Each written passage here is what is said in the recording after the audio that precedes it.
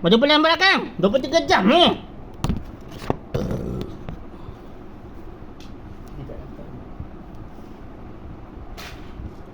Maju paling belakang. Anda tahu tak kenapa selama miskin? Sebab Anwar tu buat kerajaan dia tamak. Itulah. Tuan tengok perempuan tu dah jual tanah dah. Budak perempuan tu orang Melayu lah, dia jual tanah. Miskin, jual lah tanah. Tu aku cakap.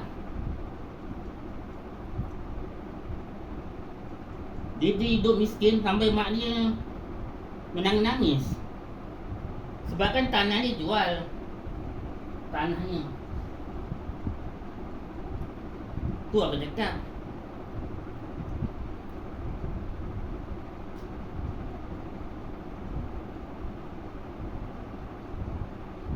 Nanti dah lama-lama nanti dia akan jual.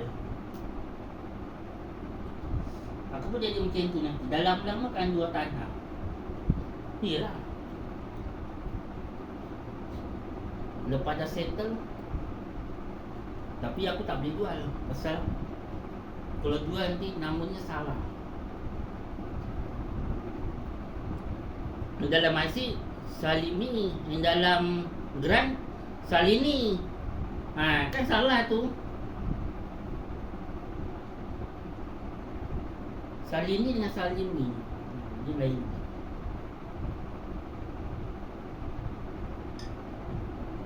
Itu bahaya.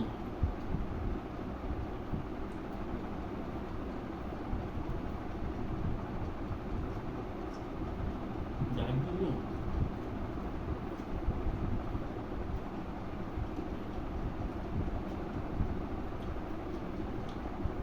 Dapat nak tu.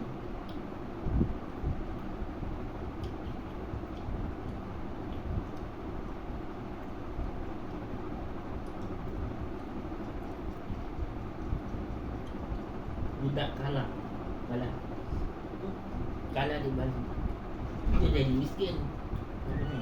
Dah dapat akan tu. Dia tak alamat benar tu.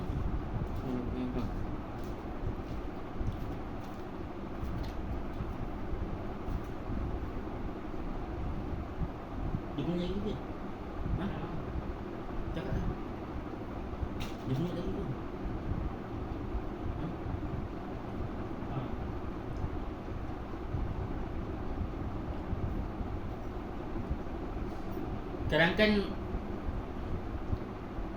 Sekarang kan dah miskin tau. Budak-budak perempuan kan sekarang dah miskin tau Malaysia ni. Dia kalau makin miskin orang kan jual tanah. Jual tanah sendirilah. Habis nak teruskan hidup.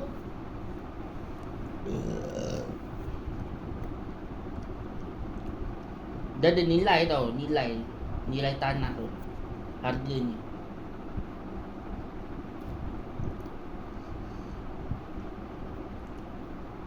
Katalah kalau harganya RM20,000, seorang dapat berapa?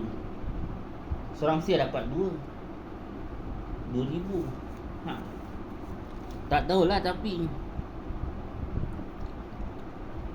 kalau mak tak tahulah